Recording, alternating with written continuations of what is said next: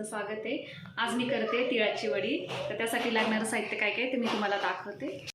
इथे मी तीळ घेतले, ते पांढरे तीळ आहेत, हे 1 वाटी घेतले। ते शेंगदाण्याचा आहे ना बारीक कूट करून घेतलाय। खरपूस भाजून येत ना त्याची सालं काढून मिक्सरला बारीक करून घेतले। शेंगदाणे जाडसर आहेत थोडेसे, एकदम पावडर पण नाही बारीक केली, थोडेसे जाडसरच आहेत।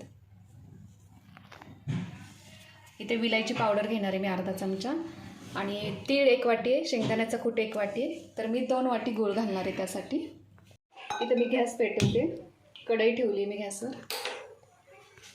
मी तीळ टाकते। तीळ आहे ना जास्त पण नाही भाजायचे, 1-2-3 मिनिटं भाजायचे। पहा तीळ आहेत ना भाजलेत चांगले, मंद आचेवर खरपूस। उडायला लागले ना की लगेच गॅस बंद करायचा आहे, जास्त पण नाही भाजायचे। तडतडायला लागले की समजायचं भाजलेत आपले ते। गॅस बंद केला इथे। आता मी एका ताटात काढून घेते की थोडेसे थंड झाले की मिक्सरला जाडसर याची पावडर करणार आहे। तूप 1 चमचा घेणार आहे मी।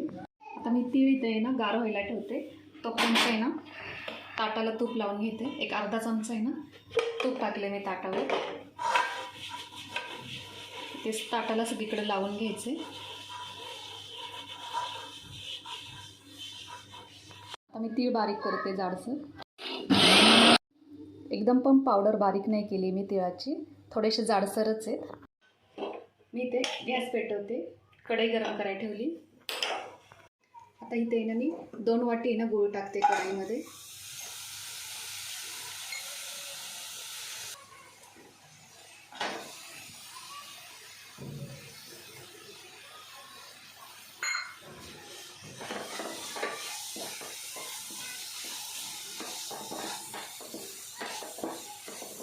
गूळ आहे ना पूर्ण वितळून घ्यायचं।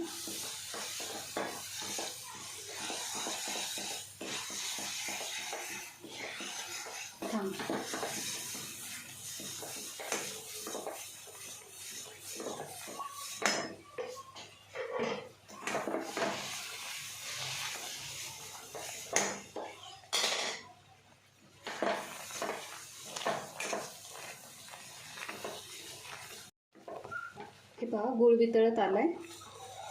ह्याच्यातच आहे ना मी आता 1 चमचा तूप टाकणार आहे।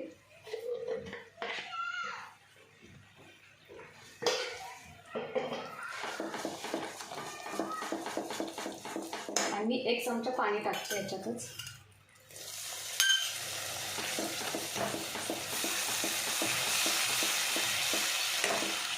हे पहा गुळाला आहे ना फेस आलाय चांगला। तर मी 1 वाटीत पाणी घेतले आणि त्याच्यात आहे ना 1-2-3 थेंब टाकते। आपण पाक तयार झालाय का बघूया।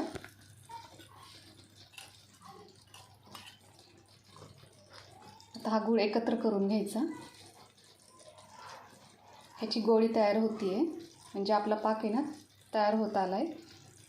पण हा आहे ना असा हाताने तुटला पाहिजे, म्हणजे आपला पाक तयार झालाय। हा अजून चिकट आहे, 1-2 मिनिटं अजून आहे ना आपण ह्याला शिजून देऊया।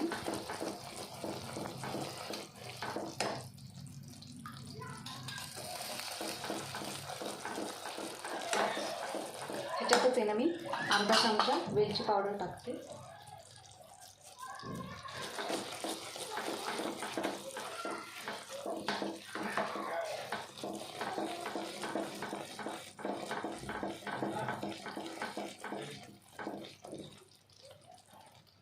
पुन्हा एकदा आहे ना पाण्यात टाकते पहा।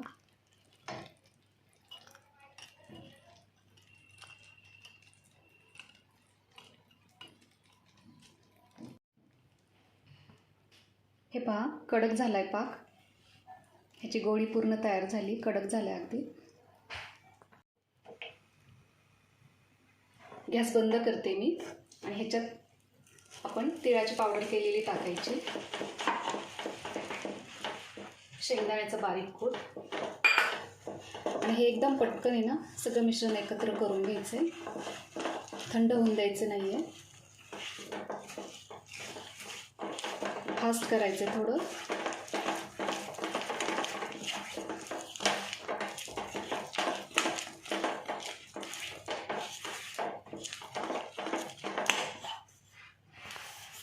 इथे तूप लावलेल्या ताटाला आपण हे मिश्रण सगळं ओतणार आहे।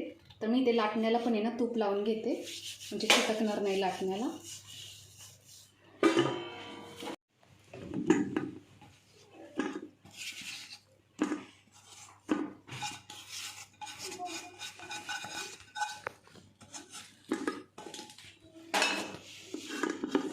मशरूम खूप गरम असतं. हे लाटण्याने आहे ना एकसारखी आपल्याला वडी जेवढी पाहिजे ना, जाड बारीक पातळ, तशी आहे ना लाटून घ्यायची.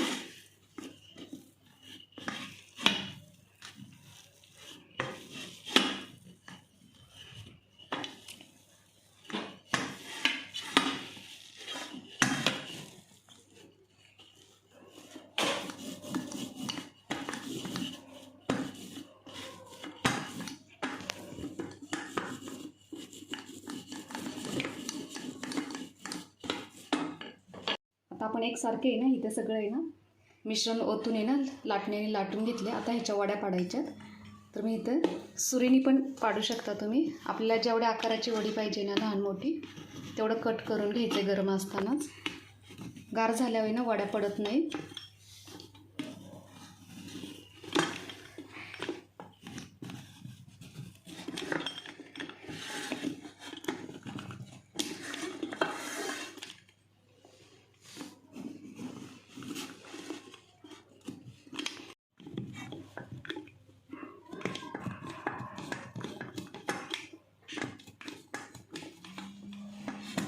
पहा करतानाच आहे ना वड्या निघत होत्या.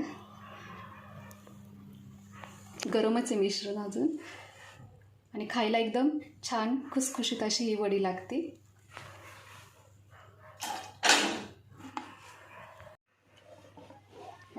हातानेच निघतात ते वड्या.